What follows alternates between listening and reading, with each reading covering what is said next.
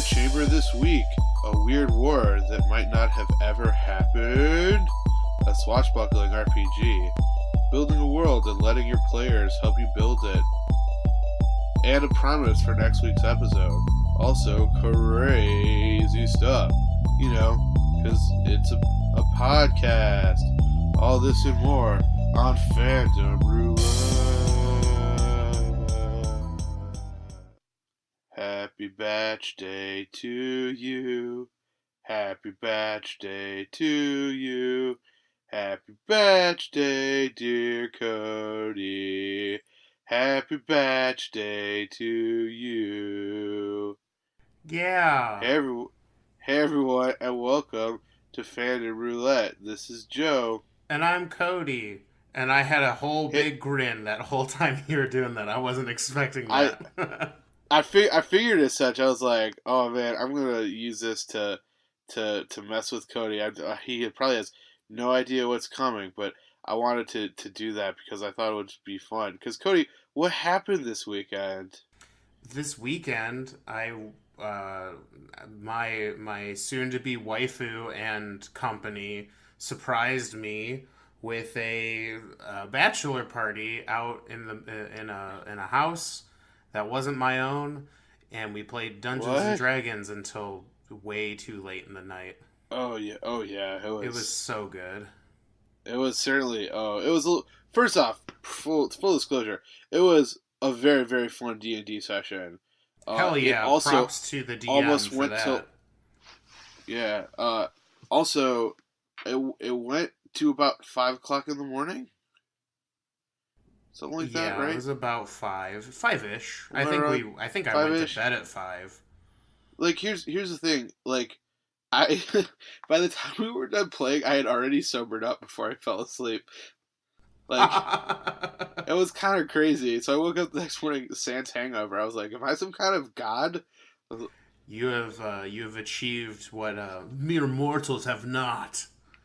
Well, no, I think it was just because I like sober. So, but anyways, hey Cody, like, why don't you tell the folks at home? Like, we're jumping the gun a little bit. Like, but what was your like character that you played in this fun bachelor party one shot? Um, he's a recurring character that I have. I've played him in another one shot before this one, but he's a suave, a rogue, someone dastardly by the name of Oh, Harrison Roosh. Stagg. If you've been Uh huh. if you've been listening to the podcast, I've talked about him before and even gave you a. He's got like a kind of the closest thing I can bring it to is like McCree from Overwatch. That's the voice that I do for him, and it was Meets super fun. yeah, yeah, yeah. And Uh, to turn it over, uh, what did yeah. you do this I was, weekend? And who did you play in the D&D campaign? oh man, I played possibly my favorite character I've ever played ever. His name was Gregek Kuluhulu, and he was a swashbuckler bugbear rogue, um, who also had the alias of Thad, a very, very good restaurant server, who got mad tips and was like being considered for middle management. And Thad also jumped out of a 300-foot tower with no contingency plan. Remember that he had just been given an immovable rod and then started a communist revolution. It was the most fun I've ever had playing D&D ever. It was I wasn't expecting it, but damn, that was if you had not led a resistance revolt against the establishment, I don't know if we would have made it out of there alive. Yeah, I thought I was going to die on like 4 separate occasions. Because it was like a one shot, and like, you could see that the plans did not involve my character jumping off of a tower.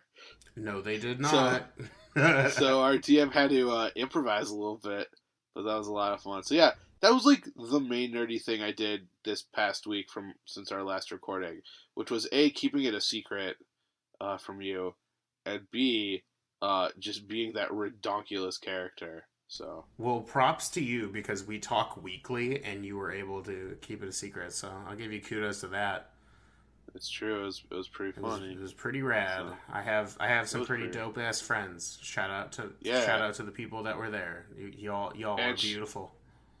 and the people who are listening to the podcast right now. Of course, I mean, especially if you were at the bachelor party, but if not, you're still beautiful. Don't let anyone ever tell you otherwise. Everyone who's listening to this right now is beautiful. Yeah, especially you. Me? Who is he talking to? Who is he talking to? They say to one another. Okay, so anyways, hey, did we introduce ourselves? For those of you who are new to the podcast, I'm Cody. Yeah. Oh, yeah, and I'm Joe. We might have introduced ourselves, but like we're gonna do it for the second time. If we already did it, then just like leave it, Cody. Like I don't want any. I want this raw audio in here. It's gonna stay because you know me. I ain't gonna touch that. That's fair enough. And this is Phantom Roulette, and I realized that like we should like come up with like a thesis for our podcast. We're like 30 some episodes in at this point. Oh my god, this is going to be episode 30. I just realized that. Oh snap! We did it. We made it. Happy 30th. Happy 30th. This is where everything starts turning around from the sounds of it. Oh my god, this is where we get a budget because we got picked up, and we've got commercial breaks, and Cody's voice is going to be completely synthesized in every episode from here on out. Oh, I have some exciting news too about it. Tell me. So the character of Joe is being replaced. And instead, it's going to be, "Hey guys, it's me. I'm History Harry." We're gonna have to workshop that, I think. No. Oh god. This is focus testing by the people that loved it. History Harry. Yeah, I don't know if I can do that for a whole episode. I'm sorry, it's starting to hurt my voice. It's already starting to hurt my head. What are you talking about, Joe? History Harry has a lot. Okay, I can't keep this bit up. Everybody, please send in shit about how you don't want History Harry. How much you love History Harry. No, don't do that. History Harry thrives on negative criticism. Oh no. The worst. History Harry has become sentient now. Oh shit. He's sentient now. It's not like it was me doing another silly voice. What are you talking about, Wallah? How is this happening? I hate you. Oh god. History Harry, no. Thud, fully sounds. You know, I was really hoping for you to just throw something like around in your room. History Harry is gone now, Cody. Oh, so anyways, here at Phantom Roulette, we talk about things that are interesting to us and that tend to fall under the milieu of nerdy things. So video games, television programs, RPGs, and history. This is what we talk about week in and week out, and I'm sure you can pick that up because you're all smart people, but it's always good to have a thesis statement. Yeah, because we're in school now. Hey man, I'm a fucking trained professional historian.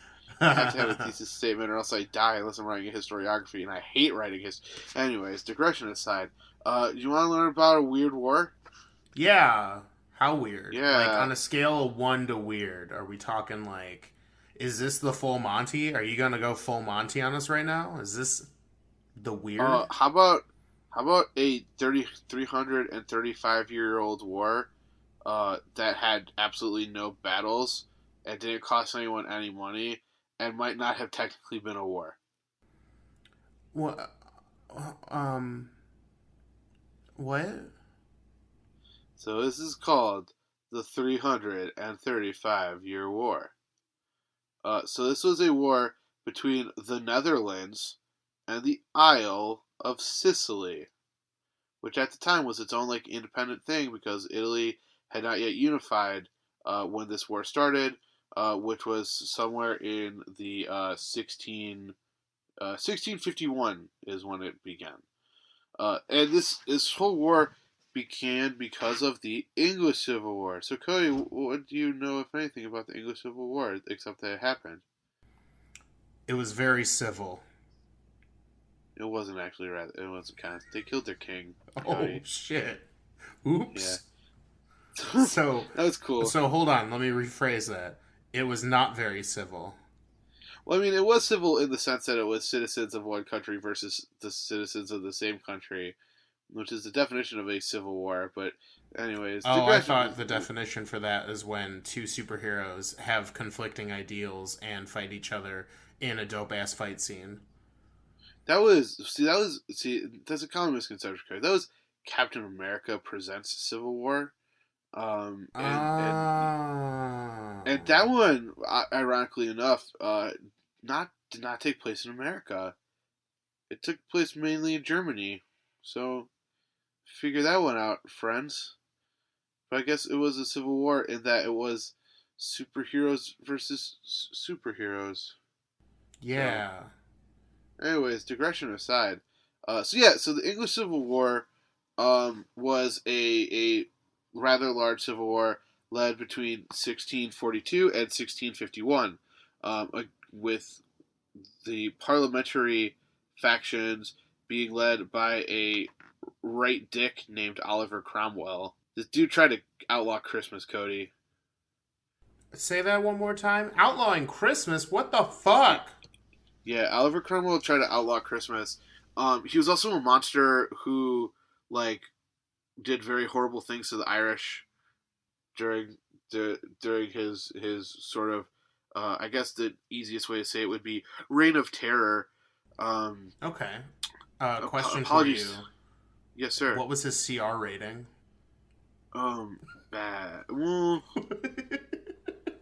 I don't know. I don't mean to make light of a terrible monster that he is, but CR 20? Is he Yeah, well, I mean, he was also a frail old man, but he had a lot of supporters. Okay. So, I guess the battle against him would kind of be like the end of the Conan the Barbarian remake starring Jason Momoa, where Conan has to fight that frail old man with the weird face mask. Man, what a timely reference. Yeah, that was a deep cut. So deep. I don't know if I can live from this wound. Do you ever feel like Hollywood lied to us about Jason Momoa? Maybe. I don't know, everyone was talking about him like he was the next big thing, and then he kind of disappeared for a while. Now he's gonna be Aquaman, but I kind of want my Aquaman to look silly. I don't know. I've come so far around on my opinions about superheroes. This is a good part for the history section, I think. I think this has just been the first 13 minutes of just nonsense.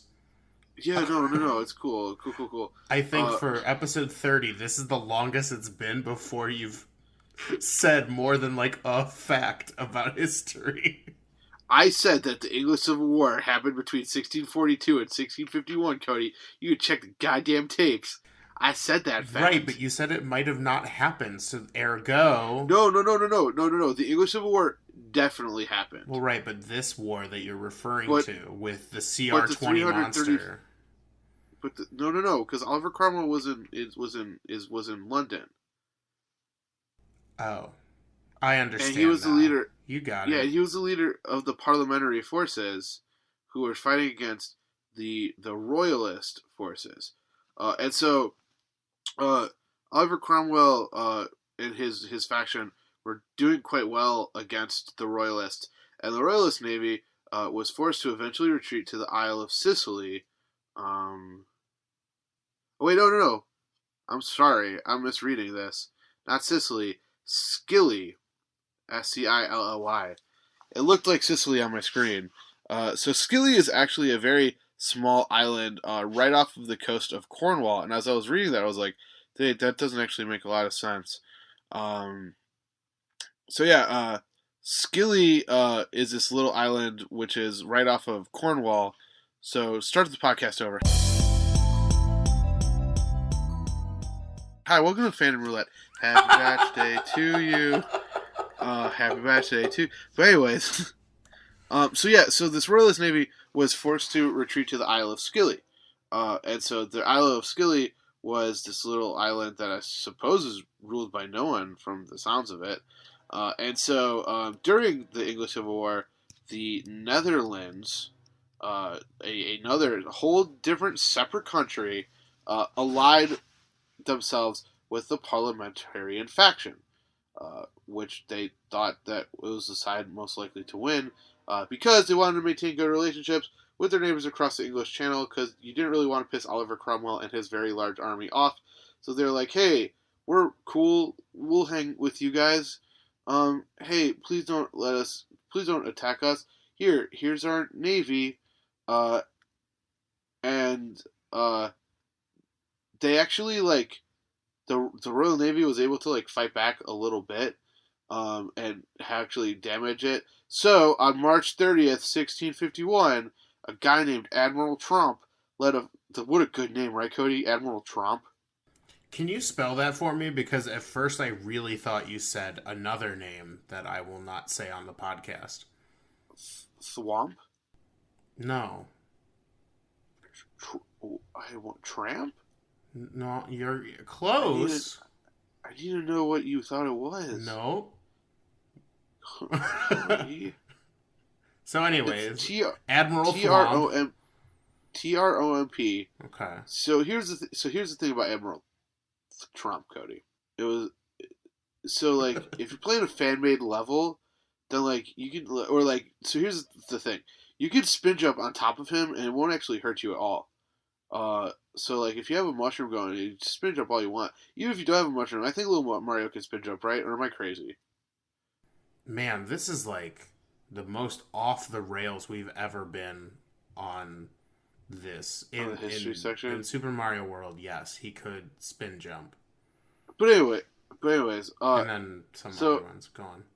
So on March 30th, this guy Trump led a fleet of Dutch ships, and he wanted reparations from the Royalist forces for the losses that the Dutch Navy had suffered. And the Royalists were like, no, fuck you, we hate you. So he took the decision to declare war on the islands, which, although it was officially part of England, was in Royalist hands.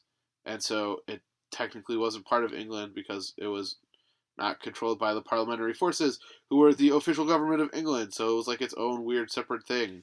And so right after this declaration of war, the Royalists surrendered, and the English Civil War was over. And so the Dutch fleet sailed home without having to fire a shot. And so there's the thing. They were like, okay, cool. I guess we're not at war with Scilly anymore. Silly, however you pronounce it. Because I definitely thought it was Sicily, but it wasn't because my eyes were dumb. And so here's the thing. In 1985, the chairman of the Isle of Scilly actually wrote to the Dutch embassy aiming to dispel the myth that there had been a war between the Dutch and the Isle of Scilly. And they were like, ha ha ha, this is fun, this is funny, and was actually shocked when he discovered that the embassy found that the war was real and that no peace treaty had been signed. So, on April 17th, 1986, 335 years after the war was declared, an official peace treaty was signed between the Dutch people and the Isle of Scilly, which technically was part of England again. So that's pretty fun, right? Oh no. And then, so it was also then later established that this Admiral Trump had declared war without actually getting permission to declare war. So, like, it maybe technically never happened, but an official peace treaty was signed, so just keep that in mind, naysayers. So, like, riddle me this. Sure. I love riddles. Well, this isn't actually a riddle. I just like the phrasing. Okay. So... it sounds like that's a good, would so be a good your catchphrase thoughts for an original character, Cody. Riddle me this. Every time I ask just like a normal question, just say riddle me this. We get so sued so fast. Oh yeah. What? Yeah. Really? I heard that Batman is litigious, man. Oh. Does so I lost my train of thought. Oh, you gotta get that bad boy back, Cody. I know, Get that right? train on the rail. All right, Choo back on the rail. choo. Cha-chink. Is it? Yeah. Can I get you off the rails again if I keep talking? No. What's your question, Cody? What do you think? Do you think it was a real war with the peace treaty? Do you think that signing a piece of paper that says there was a war, or that, all right, we're in good hands, or we're good now? I mean, like, I think it's just the fact that it was some random admiral who declared war without actually getting permission from, like, the Netherlands government or things like that. Like, there are some steps that have to be taken before one can officially declare war on another people. So yeah, I just think it's really funny that, like, in the '80s, some guy was like, no, there was never a war between Skilly and the Netherlands.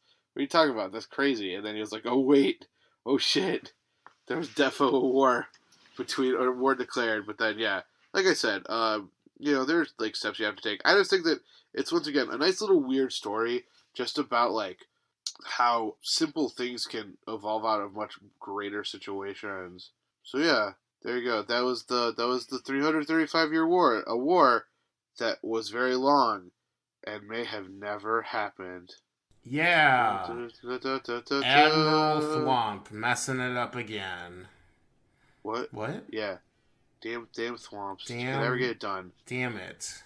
Here's the thing. My hero Bowser installed those good stones. They had one job, and then they didn't even do their job. What the hell? You know, that's a fair point. Bowser put a lot of effort into his defenses, and Mario still kicks its ass every time. It's rude is what it is. I mean, he should stop making a left to right path leading to his domain, for starters. Well, okay, if you went up and down, then everyone would accuse him of doing a Metroidvania, Cody. Well, also, he probably shouldn't have put an axe by the end of his bridge where he was standing. I think that's another problem that Bowser had. Oh, Cody. I mean, there's a lot of... I could sit here and... He needed that axe for protection reasons. Oh, yeah? Well, he never used it, so... Oops. Because he was being a gentleman and using his fire breath, duh. Oh, I didn't know that being a gentleman resorted to using your fire breath. Yes, it does, Cody. Speaking of James and Tari and all of these juegos. That was a clunky transition. Well, I mean, of all the things we're talking about this episode not going to plan, I think this one's all right. I have no idea what you're talking about. Guys, this is Phantom Roulette. This is what's gonna win us our podcasties. Ooh, podcasties. For those of you who are...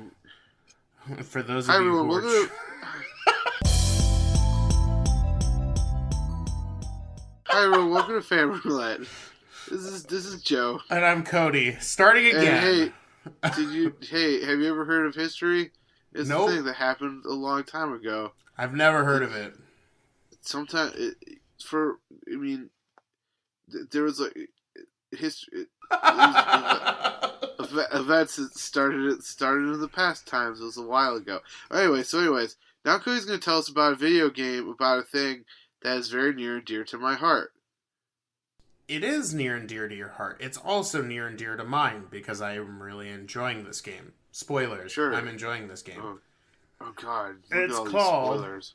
Right? It's called Pillars of Eternity 2, Deadfire. Whoa, that's pretty intense. Yeah. Hey guys, it's me, it's Tari. I'm here in the studio today. Wow, he sounds really similar to History Harry, I believe his name was. No, because Joe's talking only on the left side of his face for this one. It's Harry, it's like all of them out. Oh God, okay, I realize how wrong I was. Yeah. It's just the first time that Terry's actually spoken. He's usually pretty shy about these kind of things. Yeah, I was radio shy, but I heard you enjoy the games that I play. I forgot the bit. I'm gonna go on without you. Sorry, Terry. So this game was developed by Obsidian Entertainment, and for those of you... That wasn't my name. Anyways. That one got you, huh? It did. That one... It's not my best. Oh, God. So, this is the sequel... God, Tari. This is the sequel to the Pillars of Eternity, which I think I've talked about on the podcast before. It is the Pillars of Eternity 1? Yes. Did it have a subtitle? No, it was just Pillars of Eternity. I think. Well, what kind of dumb game doesn't have a subtitle? That's a good point, Tari. I think you're really speaking for the people on this one. Anyways. Yeah, I'm done. This is the sequel to the first game. Uh-huh. And it's an isometric RPG that, in my personal opinion, if you're looking for something that plays very similarly to Dungeons and Dragons without being Dungeons and Dragons, I would take nerd game? What? What? See, Tari, your what is that? Your accent is so thick that I'm having a hard time understanding what you're saying. It's almost as if there's something like stuck in your throat. I said that nerd game? Yes, that quote-unquote nerd game. Yeah. Wait, Cody, I have a question for you. I don't want this to be the bit anymore. How similar is it to Pitfall? I'm sorry, I lost the voice there a little bit. I'm dying inside. So anyway, hey, answer the man's question. Hey, Cody, answer my question. I can't do it anymore. I lost it. He was right here, now he's gone forever. Okay. Just wait for later in the show. Yeah, right? Yeah. With bits like these, who needs the end? That's true. So this game, if any of you... an hour yet? What? Oh no, we're only at 27 minutes. Damn it. Oh my God. No. Pillars of Eternity, in my personal opinion, is the closest I think we're going to get as a semi-modern day video game that plays similarly to Dungeons and Dragons. Why would you play a game with other people where you could just sit in your house by yourself? You know, that's a good point. That's a very good point. I do enjoy playing games in the solitude of my sanctum, which is where I'm recording right now. Your Sanctum Sanctorum? Yes. And so this game, Pillars of Eternity 2 Deadfire. Ooh, why is that fire dead? That sounds scary. Well, Deadfire is actually the name of the area, or part of the name of the area you get to hang out in. So... Is the Dead Rising? No. Sort of. Anyways. Is that another game? That's a different game. That's another game, right? That's what I thought. Dead Rising is another game. Dead Rising Redemption or whatever? Oh, God. Yeah. Well, I don't remember. Resurgence? Revengeance? Now you're just kind of quoting any game that can't figure out its own title. You just put Resurgence in there, and then boom, you've got a game.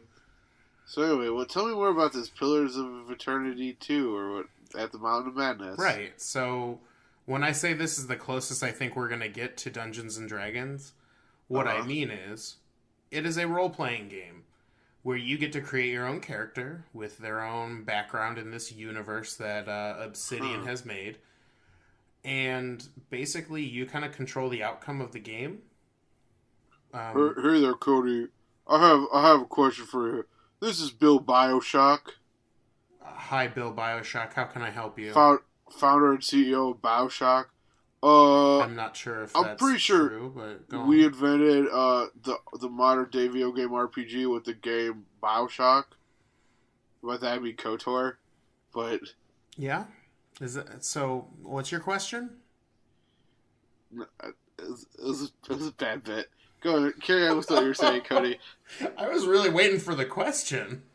I was just saying that, like, you just threw nonsense at me. What differentiates this RPG from the kinds of RPGs that we create at Bioshock?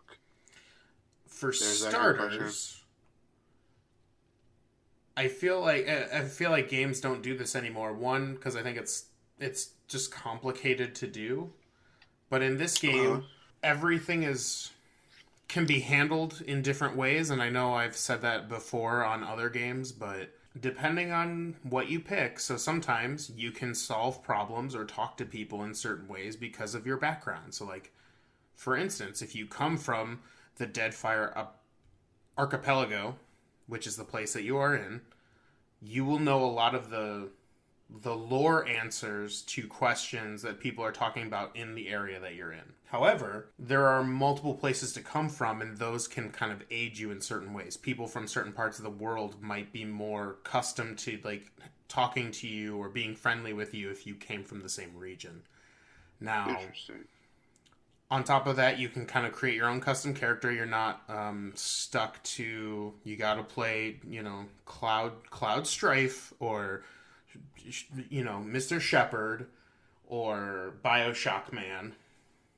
You can make your own character, and basically you run around in this world, and the concept is, at least within, you play the role of a watcher, which is a character that has the ability to look into people's souls and read their memories and see the past lives, because in this kind of world, the theme behind everything that happens in the game is life and death and reincarnation. So the cycle of people being born, living their lives, dying, going back to the wheel, which is their kind of version of like the afterlife, and then you get put back into a new body.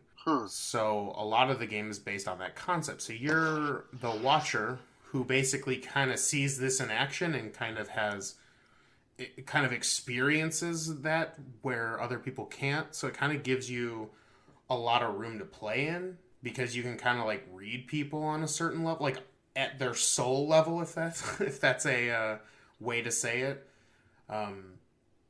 But you can, like Dungeons and Dragons, you can pick a class. You can even multi-class in this game, which was really weird. I didn't do it because that was too much for me. I went rogue. So I never finished Pillars of Eternity 1 because I kept stopping and then being like, I don't have enough information to like go back to my old game. So I restarted it like 4 or 5 times. And so I was just like, well, fuck it. And what's nice about Pillars of Eternity 2 is they have a little option, because this is a direct sequel this takes place 5 years after the first game. They do a really good job at like giving you like kind of a predestined like background and choices that you can do. So like one of them's like, oh, you had to, like, this is how you dealt with the ending of the game. And one of the funnier ones was at the very bottom option was literally everything that you could do wrong without dying, you did wrong. So, like, you could basically start the second game with, like, no allies, everyone hates you, everything's all fucked up, and it's your fault. And that just seemed like such a neat idea. But yeah, you have multiple classes, you've got your standards, like your fighter and your paladin and your rogue, and they also have, like, ciphers, which are basically, like, they're like psionic warriors that can do some... Ciphers? Ciphers. C-I-P-H. So, like, he has, like, his grass blades arms? Yes. He has grass blade arms. And they also have basically their version of bards, which are called chanters, which they do the same thing. They sing and give positive and negative buffs. But what's really cool about this game is you go to the archipelago, which is a series of like islands and things like that, and a lot of the game takes place on a boat. And so what? Yeah, you get to go on a boat, and so far I've been a bloodthirsty pirate because I'm a butthole, and so I've been going around on this boat, attacking people and looting them, and it's very involved. It feels a lot bigger than the other game. It's fully voice acted this time around, whereas the last one, only certain little things were voice acted. And that really helps because they have like a wide cast of voice actors that make the world feel so much more alive. Even the characters that kind of come back, like pretty sure Matt Mercer plays the role of the the farmer warrior named Edir, I think. They all have very fancy names. And wait, is his name Ed Deer and Eddie? no, that's That a was podcast episode for another time. that was a joke that they bandied about Yeah, over at Pathfinder Head HQ or whatever this game is called, Pillars Q. yeah. So far, if you're into kind of like the Baldur's Gate, or if you've played Pillars of Eternity 1, this is just this. It's a similar game, but they've improved a lot of the they've improved the combat a little bit. It definitely feels a little more fluid than it did. A lot of times it felt very static, and you had to kind of play it play by play. I love the boat system where like you start off with a sloop, but they kind of imply that you can get different ships and you can get a crew, and you have to pay the crew and you have to feed the crew, and all that requires money. In terms of, if you're into role playing games, I think this is definitely a good pickup. If you're not into role playing games, this is where I would be like, probably take a pass on this one, because this is a very specific kind of game. But it's really cool because you can kind of go wherever you want. There's relationships that you can build with the different characters. Some people like certain things, and you're often kind of fighting between those. So like certain characters will like certain actions. Like there's a cleric on my team who doesn't like people who like lie and bluff their way through things. However, one of the other characters in my party loves that shit. So you kind of get a lot of these, like, you're kind of through your actions choosing your allies and whatnot. And it's very cool.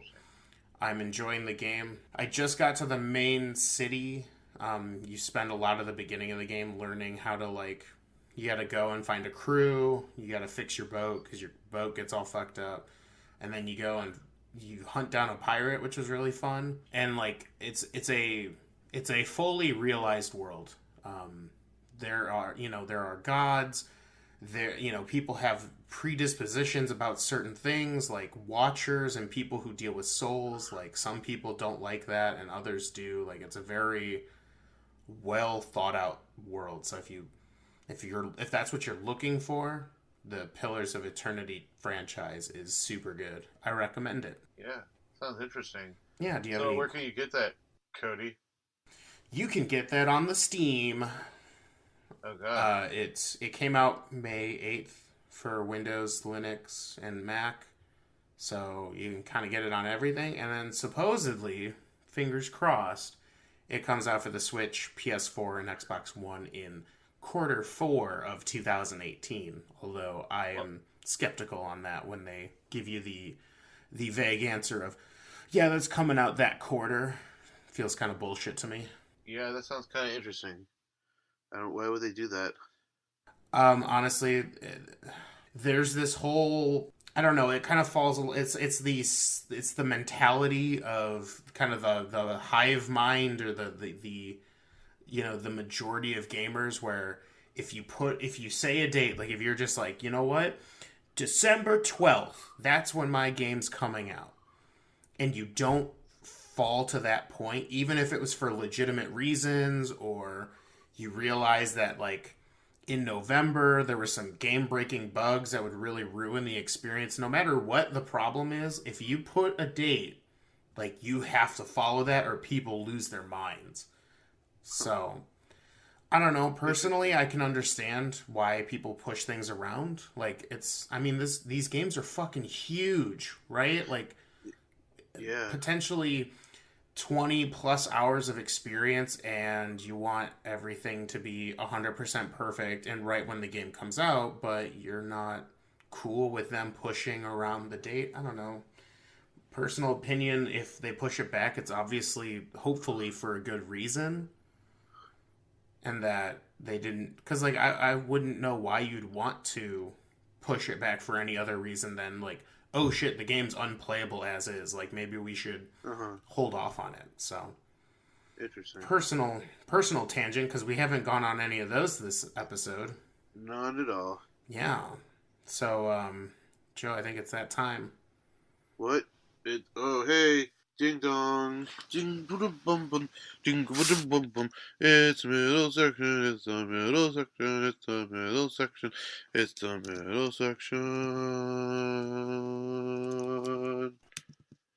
I liked that beginning you did there with the bells. I really felt like I was in church. So thank you. Yeah. Do you want to explain what this middle section is about for those of you who are just starting with us? Hey guys, welcome to the middle section. If this is your first episode, boy howdy, this is one for the ages, I think. So yeah, in this middle section, we tell you how to get in touch with us on various social media platforms. So if you have like a question that you want to have answered about like history or D&D or video games, or have a suggestion for things that you think we might enjoy based on our things we talk about on the show, please email us at fanroulettepodcast@gmail.com.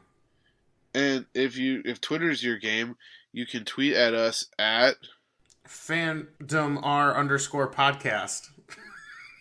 Fantastic. And if you want to listen to us and you understand how iTunes works, you can go to iTunes and please give us some downloads and give us a review. Talk about things like how cool our middle section is, or how that one guy won't stop talking about Talon fanfiction. Wow.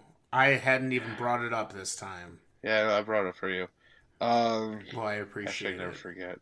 And so yeah, and if not, you can find our website at www.fandomroulette.com. Cool. And also we have we're also on SoundCloud if that's your game too. Yeah. So yeah. We want to thank you guys so much for listening. Please keep sending us along to your friends, and get that good word out there, because this would be cool if we got picked up by someone. Just saying. Just saying. Wink. Middle section time. Yeah. Right.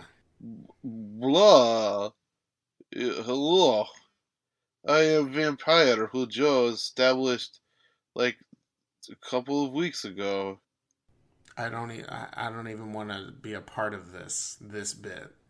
This one Count Chocula. One garbage kid. That's all there is. I'm dying. I'm literally dying. I'm in hell. Where did I go? Thanks, Vampire, who gives us the names and the information about our fantasy generator character, Garbage Kid. Hey guys, welcome to Garbage Kid. This week on Garbage Kid, wait, hold on. Where did you get all this information from? Cody, I was gonna get there. No, there's a supplemental book that was released by this company called Wizards of the Coast. Yeah, what is it? That is perfect for Dungeons and Dragons 5th edition. And it's not Volo's Guide to Monsters. No. And it's not the one that just came out like Mordekainen's like blah blah blah blah blah blah blah. Yeah, I think that's the one. It's of course Xanathar's Guide to Everything. Everything? Everything? Well, yes, it was everything. Damn it! Fuck! I know. I could, Cody. I could physically see you leaning into your computer to like beat me on this one. So, I was as close as I could be to the pop filter as possible. So, anyways, I want to tell you about my friend Legend Ravenwolf. What? Now, Legend. His name is Legend Ravenwolf?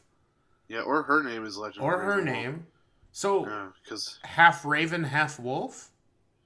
All dwarf. I like this. Go on. I'm sorry to interrupt. They are a dwarven warlock who was originally an artisan or guild member, and they are a neutral good warlock, so figure that one out. They were raised by a single father or stepfather because Their mother was imprisoned, enslaved, or otherwise taken away. Ooh. Wow, rude. Yeah, they were wealthy, and he lived in a mansion. And he had several friends, and his childhood was generally a happy one. He became a guild artist, or they became a guild artisan because one of their family members who belonged to the guild made a place for them, and they became a warlock because one of their ancestors had a pact with a patron.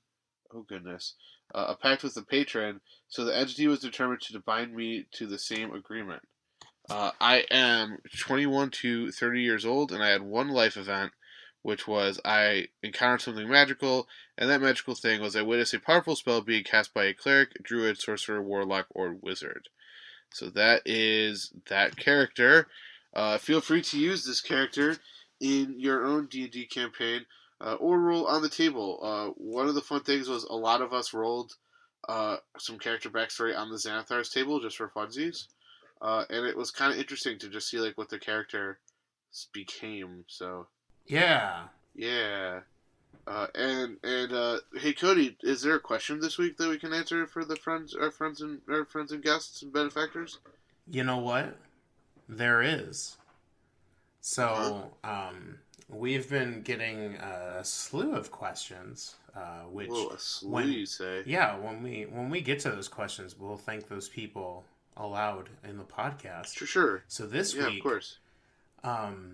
The question, and I'm shorthanding it because I didn't actually write down the whole question. Was world building and tips Cody, on. I was gonna make a joke about how you not writing down the question is gonna take this very good episode and make it weird and awkward. Because I hadn't been doing that enough already. Yeah, right. Because we haven't been doing that at all. So it was like this meta commentary on the episode being kind of weird and strange overall because I don't know, my brain is broken tonight or something. You know what? I think we've enhanced the podcast with our shenanigans and our runarounds. I would agree with that one, Cody. Tari, that's not even what you sounded like 20 minutes ago. What the hell, man? I don't know. I don't know what this whole Joe has multiple voices bit that you're trying to do. There is no Joe. There's God. History Harry back again. History Harry. No, leave. And Bill. This isn't your section. Bill Bioshock. Well, hey there, fella. Why does he? Hey. What are you? What? Who? Anyways, the question was. Hi, this is Umgrom, Joe's character in Dungeons and Dragons, and his character voice is just Joe's voice.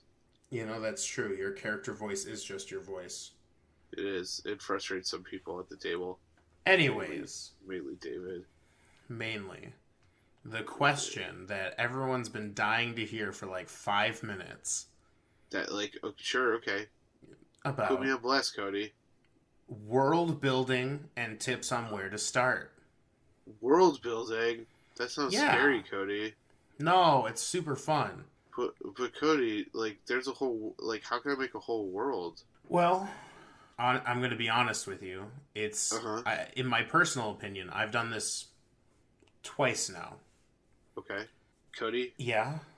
Can you show me the world? Shining? I can. Redacted. Nope, I can't. No. Nope. Don't sing it. Don't sing it, because then we'll get sued. If we recite it, and if I recite it, and man, that Disney kid in me just almost went off. I'm sorry. I know. I'm sorry. I see. That was my bad. I definitely baited that. I've got the vapors. Redacted. Disney vapors. Oh, oops. Goodness. But anyways. Anyways. I bet the pop on that one's going to be amazing. This is going to be a. So anyway, Cody, how does one build a world? Well, we're 10 minutes away from an hour. Honestly, I mean, I could talk about this forever, and I'm going to do my best to kind of give a good starting point on the things you should be thinking about. Sure, but honestly, we can always revisit. And this is an RPG, or this is world building in the sense of an RPG now. For other mediums and things like that, where you might need a world, this might vary from person to person, or people might have their way of doing things. This is just sure. this is my experience with it and what I thought kind of worked for me and kind of has built upon my Basal 2.0 that I'm currently playing in, like, with my other group, and then soon after we're done with this campaign with the 6, your group, which is... No. I like Yeah. Basal 1.0. Yeah, you guys are still in 1. You're like in 1.5, where like Wait, I'm starting to merge things. could you make a special like special room for just 1.5, please, Blizzard, please? We'll talk about it. I promise. So that was a World of Warcraft joke, Cody. I know. You're the one who played that game. I did. So that was so. I got you off topic again, didn't I? You did get me off topic. So sorry, one guys. of my big for world building is I typically I didn't do this the first time, and it really kind of fucked me over in ways. Like I made things and I kind of didn't stick to a certain. Everything was just kind of all over the place. So when I made my world the second time, the big question I kept asking myself is, why do I want to do this? Why do you want to do it, Cody? Why do I want to do this? What's the purpose? And so for me, and this is being kind of the RPG section, I wanted to build an RPG world that I could use for several different groups in several different genres. Like, I might not play the same kind of game in everyone. Like, I wanted it to be open and big enough where you could have fun adventures with an adventuring group, fighting dragons and kobolds and doing all the adventuring things, maybe fighting an evil lich on the top of a mountain. But I also wanted to have room for political intrigue. I wanted to do things that were, I wanted to add, do my own thieves guild. So I wanted like a place where a prominent thieves guild could be. I wanted to leave my place open, so I didn't want to necessarily stick to like everything needed to be themed as one particular thing. And the theming of the world, because what the Dungeon Master's Guide will tell you is like, oh, pick a theme. What kind of game do you want to play? And I was like, no. If I want my grim dark setting, I will put it in the world so that it makes sense. I don't want to build a world around the kind of game I wanted to play, but I wanted to tell certain stories, and there were certain things that I wanted to stray away from, like fantasy racism was one of the first things that immediately jumped to mind that I wanted to jump ship from. Okay. I wanted to make sure that this world didn't have that, or like it might still be there if for some reason a player wants to run that course and wants to see where that goes. Sure. But one of the big things that I wanted to do was the world in Basal 2.0 is very cosmopolitan, I guess is the word for it, where all of the races, the dwarves and the humans and the elves and whatever, they all live together. Now the races kind of live in harmony, but I also wanted tension. But I wanted to, of course I wanted that tension to not be in the form of like, dwarves hate elves because of this or whatever. So I created government factions that had very different governing practices. So I have the Imperium, which is basically your democratic capitalism, similar to America. But then I also had another faction, and you'll start to see where I got this from, that had a very kind of communist feel to it. Everyone kind of shares in the workload and they all get the same things, et cetera, et cetera. Like, I know I'm really shorthanding, what capitalism and democracy and then what communism is, but just take those because I wanted there to be this conflict between the two factions because of their kind of varying ideas behind how the world should work. Sure. So instead of being about, a race or creed, it's about how people want to control the world. And so that was my goal. I wanted everything to kind of fall into, I wanted to stray away from race stuff and some other things and then work on people and the way people do things. And so that was the question I kept asking myself. And this, of course, will change depending on what kind of world you want to build. Say, like a good example, in my personal opinion, Pillars of Eternity, their theme was kind of rebirth or reincarnation. So a lot of the things in the game, like even character classes, were built on that concept. And even the gods have, all the gods have a very differing, thoughts on the wheel and stuff like that. So that's my first go-to is, hey, what's the point? Because if you don't have a point, you end up doing this thing that I did my first time around, where it ended up feeling very much like World of Warcraft, but like there's already World of Warcraft. So like, sure. if there's not a point, then why don't I just use the stuff I know from World of Warcraft and throw that into my game? So big, tip number one, big tip. Why do you want to do this? And build on that. Keep asking yourself, does that fit to your theme? Does that fit somewhere in your world? Sure. The second thing is I keep asking questions. So like oftentimes when world building, at least when I first started, I would build things that people weren't asking questions for. So like I made a very intricate god with all these weird things and a timeline and all that stuff. But no one gave a shit about that god. So I put all this time in a god who no one gave a shit about, where I could have put it where people did care about. So what I started doing is I started asking myself questions that might pertain, and it's easy to go through the player's handbook and be like, how does a wizard fit in my world? How does magic fit in my world? If I want tension, like I said earlier, but I don't want it to be race specific, well, magic is owned by the wealthy. Magic is expensive. Colleges force big high tolls and all this shit. You're going to start to notice some commonalities to the things that I'm doing and the real world. But in my world, in my world, magic is typically, and I'm going to get to and this is my third point. I'll keep it to 3 points this time, and maybe we'll dive even deeper into certain parts. But for magic, it was for the rich.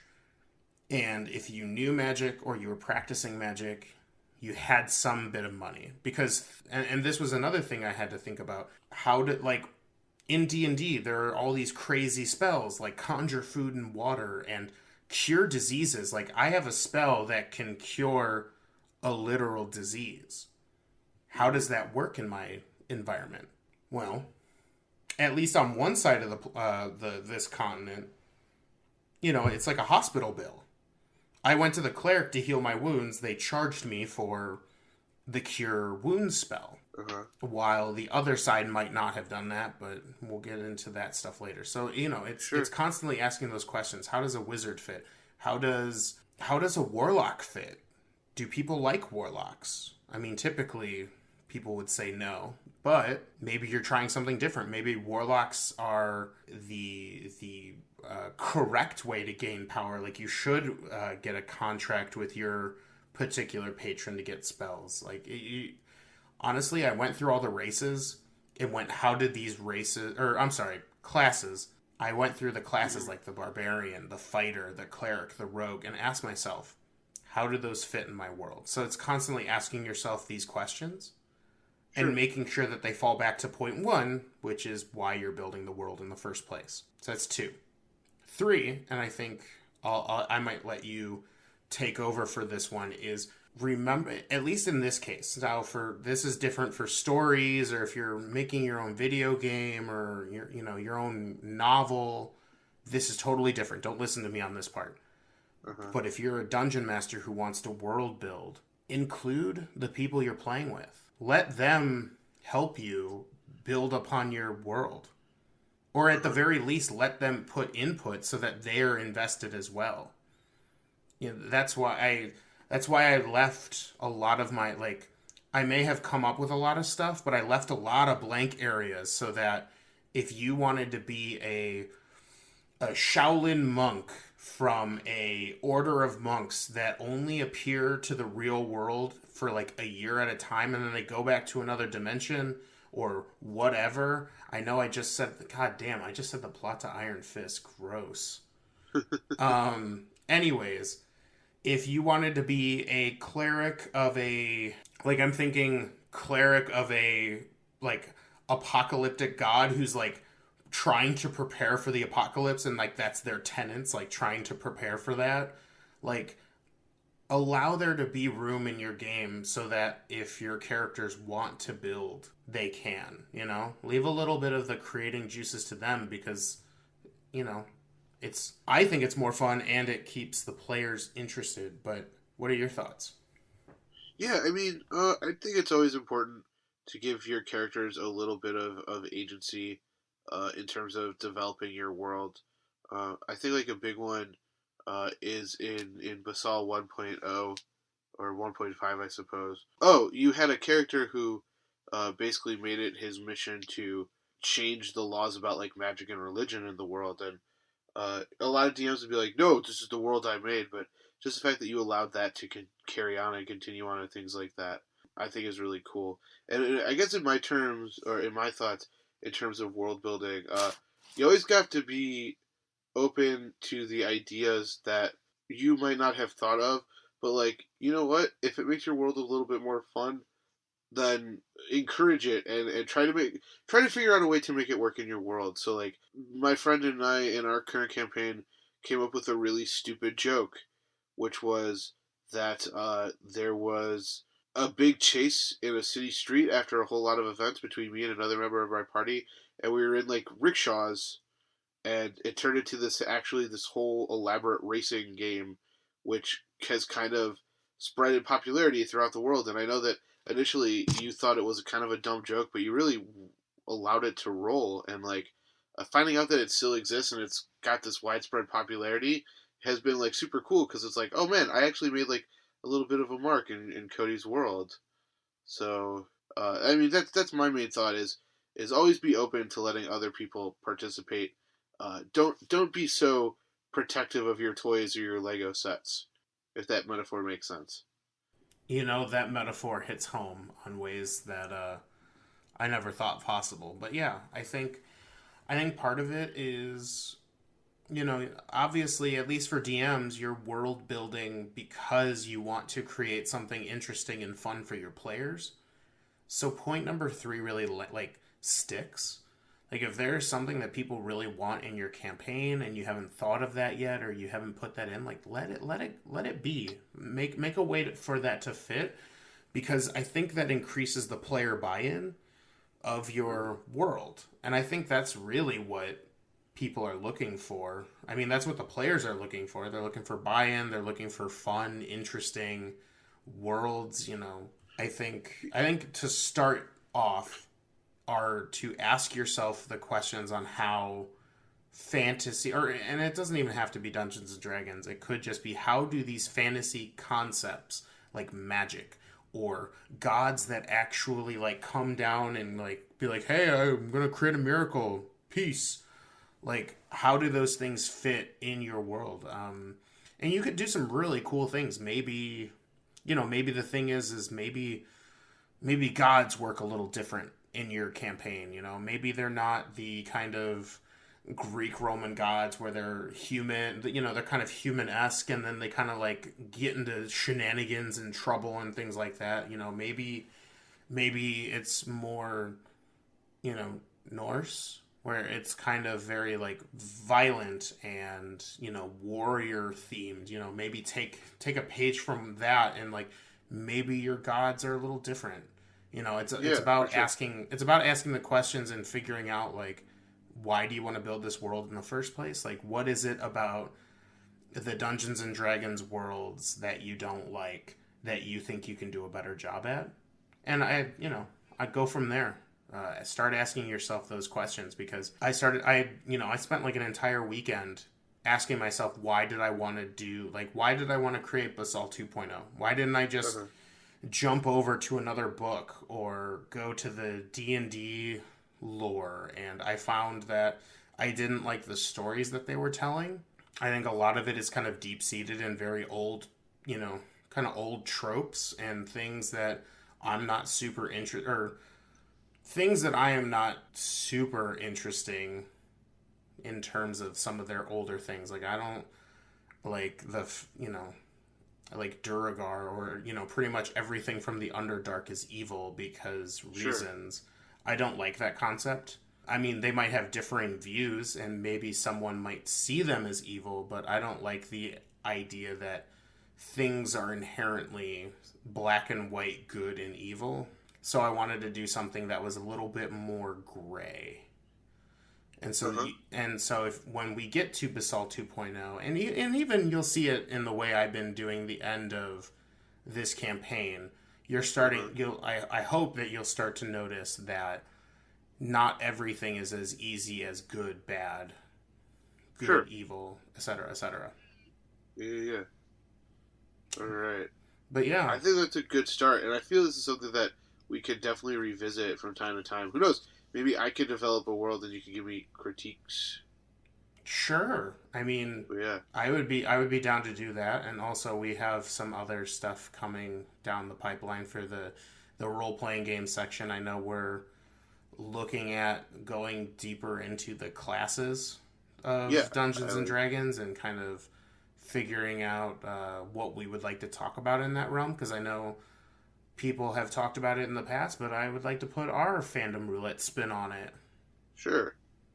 And so for that promise I mentioned at the beginning during a little intro, we're not doing a grab bag this week, but we have decided that we are going to collaborate on things that we are going to try to watch before the next week at an early enough date that we can watch them for recording. So we're not doing grab bag this week, but we're already running a little bit long. So yeah, no grab bags this week, but we'll be prepping something for next week. We promise. Yeah. All right. And shall we end this up?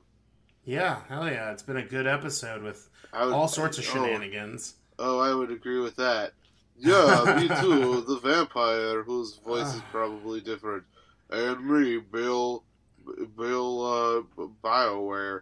And me, it's Tari over here. And History Harry, whose voice is 100% different now. Anyways, it's me. It's ASMR Cody, not real Cody. This is real Cody. This is ASMR Cody. So anyway, thank you guys so much for listening to another episode of Fan Roulette. We appreciate it so much. Go check out the notes section for ways that you can spread this and keep it going. Signing off, I'm Joe. And I'm Cody. And as always, stay nerdy. Stay super nerdy.